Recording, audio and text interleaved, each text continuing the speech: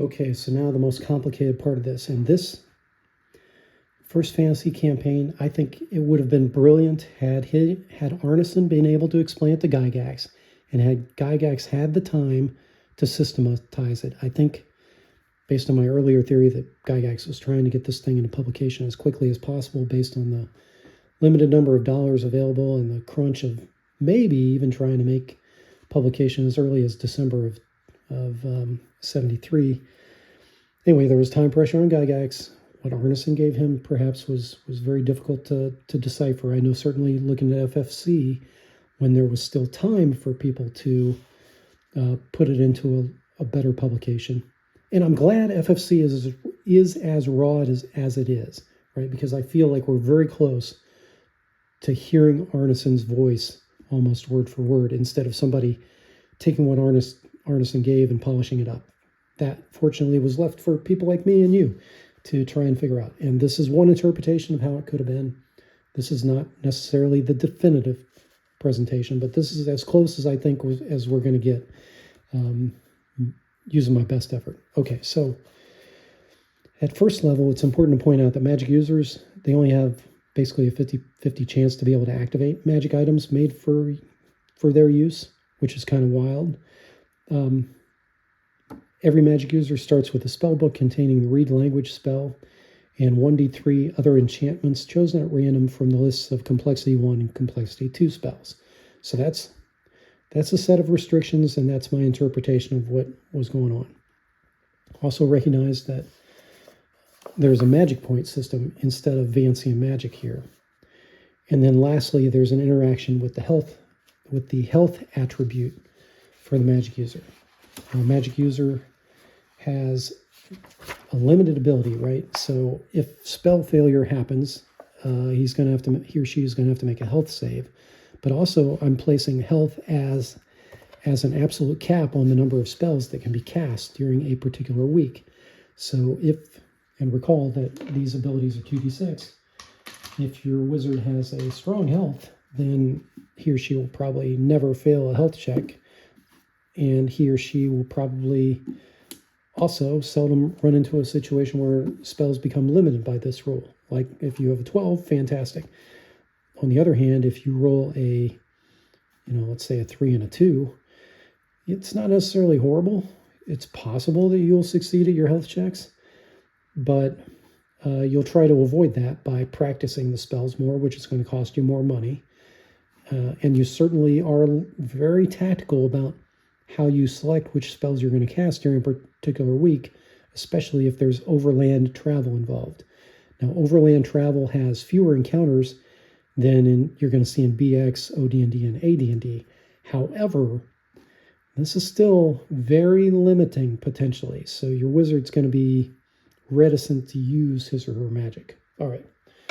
With that caveat about the health spell out of the way, also recognize that there is an apprenticeship system that can also be used for starting mages. That's optional. And then there's also a changing class system that comes into play, which again involves an apprenticeship for warriors that want to transition to become magic users. I'm not going to go in great detail on that stuff right now. What I do want to concentrate on is the basics. So let's talk about the basics then. The basic system is this. If you are a first level magic user, your title is apprentice. You have 5 magic points maximum. There are 2 systems to get magic points. One is a linear system, and your referee will have to determine which one he wants to use. The linear system says it's 1d6 times the magic user level, with this maximum value being the cap on that, right? So if I roll 1d6 and I get a 6, in this case, it doesn't matter. I rolled a 4, so it would be 4 times his level. So it's going to be 4 magic points that person has available. If I rolled a 6, on the other hand, couldn't put down 6 on the character sheet because the absolute maximum for first level is 5. With the limited magic point progression system, you're rolling 2d6 plus the magic user level plus the brains attribute, right? So this can be quite a lot, but again, it's going to be capped. Let's see. To determine the magic points available, the expedition referee may alter the number of points depending on the magic user's nearness to ley lines, cosmological order. Right, this gives you a little bit more flexibility. But the maximum number of points, so under this system, you cap out at 40, whereas under the linear system, your maximum caps out at 50. So again, this makes it easier. This system makes it much easier for you not to run into limitations until you get to higher level. For instance, let's say this guy is a 6th level. So he rolls 2d6 way at the beginning of his career. So it's going to be 7 plus his magic user level plus his brains. So that's a pretty good brain score. So 11. So what did I say? He's 6th level. So it would be 11 plus 6 is 17 plus that 2d6 roll, which was what, 7? So 17... 6 plus 11 is 17, plus 7 is going to be 24, whereas his cap is 30, he would be at 24. Now, if I use the linear system, and let's say I'm 6th level, if I roll a 4, then again, I'd get 24. If I rolled a 5, it'd be 5 times 6, and it would be 30, and that's the cap. So they're still pretty close. So think on it, but don't think on it too greatly. Sometimes keeping it simple is just the way to go, right? If you roll 1d6 times your magic user level, and roll this, I didn't specify whether you roll it once at the beginning of your career or whether you roll it each time you advance in the level. So again, there's some variability that could be happening here, and I like that personally. You may not. You may want something that's more definitive as far as like magic point progression. All right, so we understand magic point progression. We understand health impacting the absolute number of spells that you can cast per week. We understand a little bit about the apprenticeship system. We're not going to go into that in any great detail. And let's pretend that we're rolling this dude up. So again, I rolled a 4 way back when I was rolling on System 1. So let's say he has 4 magic points.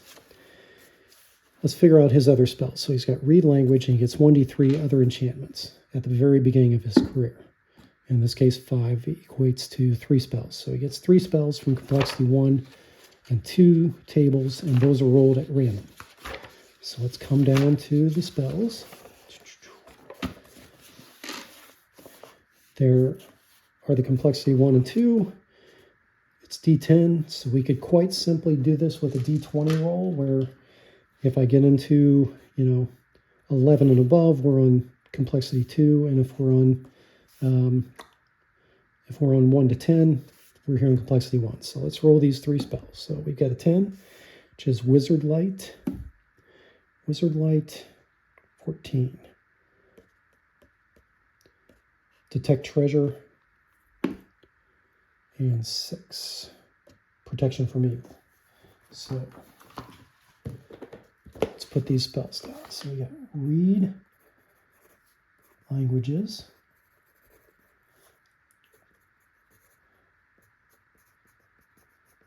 Complexity 1, right? Read Languages, Complexity 1. Protection from Evil,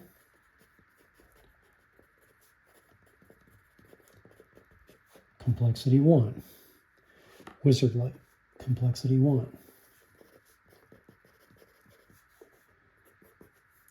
And we've got, what did you roll? It was Detect Treasure.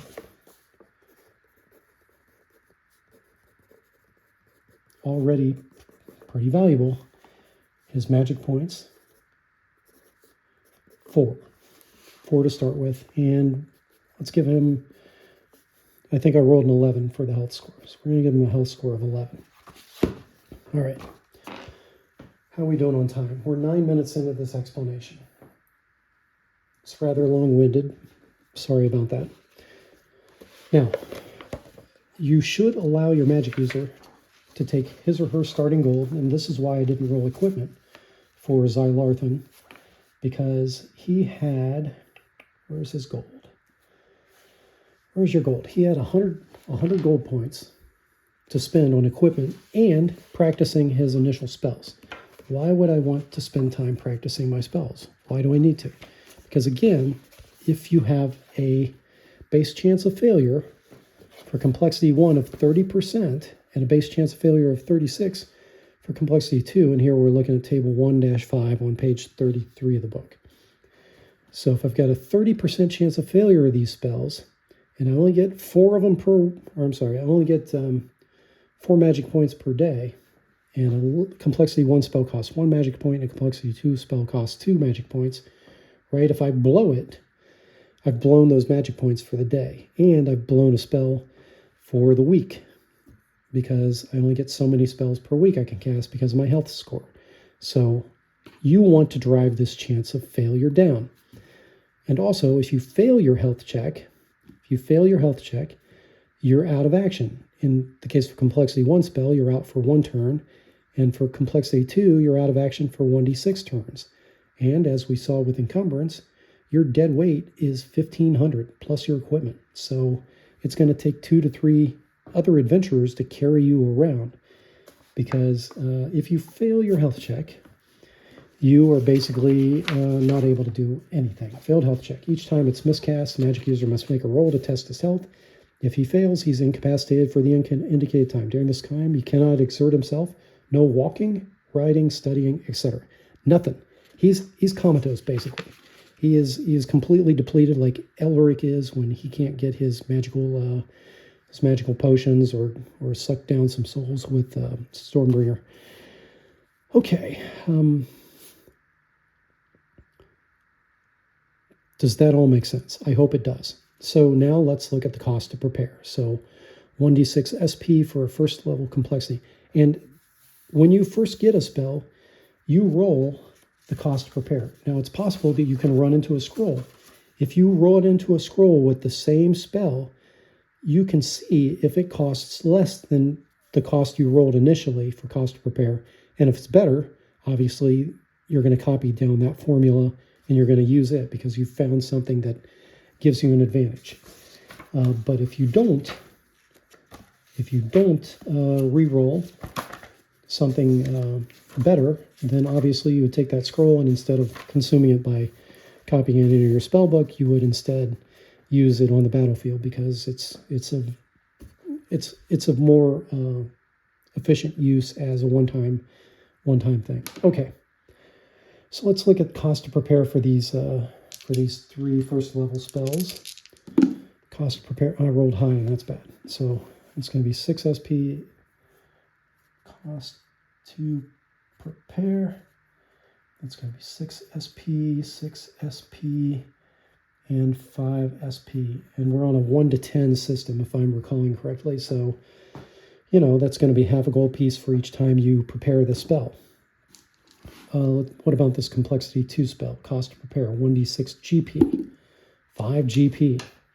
So every time he wants to prepare this spell for casting, that's 5 GP.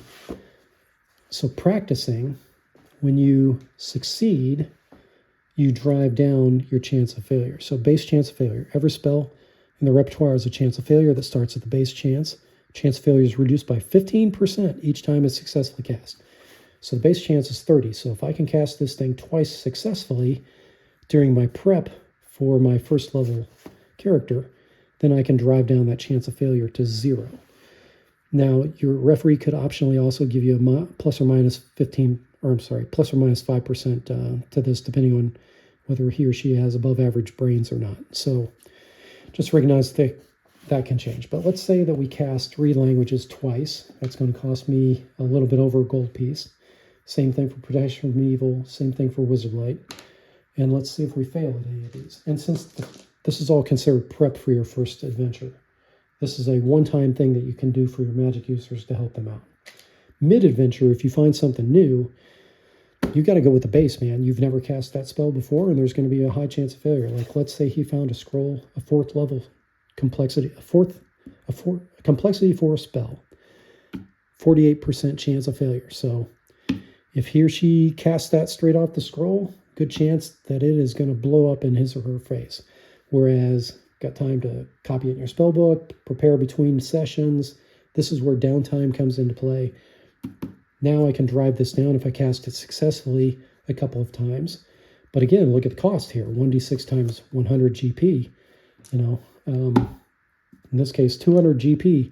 Each time I prepare and cast that spell in the first couple times, my chance of failure is pretty high. So this system was all alluded to by various pieces, parts. If you go through FFC, it talks about chances of failure. It talks about, cost to prepare. All of these things are alluded to. Arneson never came up with a system. So this was my best guess and best attempt at it. So if this does not work, certainly leave me comments, reach out to me on itch.io or here on YouTube or anywhere else where you see me. And I'll be happy to take your feedback. But I think this is a very balanced system overall right now. But it's a bit more theory crafting than actual playthrough. All right, so let's go ahead and do these pretend casting. So got a 30% chance of failure. So if I roll 1, 2, or 3, then I am screwed when I'm practicing this. So how many times do I practice read languages? So I failed the first time. So that's one cast that's wrong. And then I also optionally let the ref make it harder if you fail, but that's an optional rule here at the bottom of page 33. We're going to be nice. So one failed cast there, 1 success, 2 successes. So I had to cast that 3 times, and now my chance of failure is 0. But that's 3 times 6 SP is 18 SP. That's almost 2 gold gone. Let's prep him up prior to the first adventure for this one. That's a successful cast. That's a successful cast. So that's 2 more times 6. So this chance of failure is now 0%. That's great. Wizard Light, 5 and 4. So this downtime stuff is not going to take your characters a long time to do. He or she just needs to note to the referee, hey, I tried to cast it X many times. The only problem is when you get here to the 5th level complexity and the 6th level complexity, now you're talking about days if you fail that you're going to be on your butt. So, yeah. 2 times 6 equals 12 equals 12. So those are all cast. That's 30. That's 42 SP. So that's basically 4 or 5 pieces of gold. And now we're going to practice the detect treasure. And in this case, it is more complex. So blue comes first. 36% chance of failure in this first roll. 48. That's good. So successful cast number 1. Successful cast failure cast on number 2. And then successful cast number 3. But he's not down to 0. He's down to 6%. So I want to cast it a 4th time. So now I'm down to 6% chance of failure. This should be successful. So I cast it a 4th time and succeed. So that's going to be 4 times 5 gold. 4 times 5 GP equals 20 GP. So this prep, it only took a few minutes. And let's say he's out 25 gold. He's out 25 gold, and now he has 75 gold for the rest of his or her equipment. Xylarthan will equip himself, maybe keeping some gold in his purse so that, again, if he discovers a spell on that adventure, he's got a chance between sessions then. He's got money so that he can prep it up. Okay, fair enough. Last thing about the magic system. And this comes from Chainmail, and that is the we're not going to talk about magic creation time. We're going to talk about concurrent spells. I thought I had concurrent spells on this page, but maybe not. Here it is, page 37. So casting a concentration, of course, you have to be mostly stationary, undisturbed by an attack, and some spells require intense concentration. They can be the only spell in operation. Other spells, you can have multiple in operation, but again, you're limited by your experience level. So as a seer, you can only be limited to 1 spell at a time. As a magician, though, you get to magician levels, and it's 3. And magician, I think we're talking about level 4 here. Where are we at here? Yeah, seer is, so apprentice, seer is up through levels 4. Magician starts at level 5 through 7. And then above that, Warlock, we're talking about 8th level, 9th level for Sorcerer, and 10th level for Wizard. The levels are a little bit different here than OD&D. And again, trying to keep this consistent with First Fantasy campaign. And the same thing for spell range. Chainmail gives you unlimited range once you become a wizard. Line of sight, of course, matters. But even as low as a seer, you get 24-inch range. So in a dungeon environment, most of those spells are just going to, boom, work the way you want them to. In an outdoor situation, a little bit different. All right. Let me know your questions, comments, etc. below. Hope you appreciate this video, and go play some Midwest Fantasy Wargame. Tell your friends, and the POD is coming soon. I've done edits on all the pages. I've got a little check mark and a little notation on where I need to make these changes. And I'm on page like 75 or 76 putting these in the system. Hoping to get that done this weekend.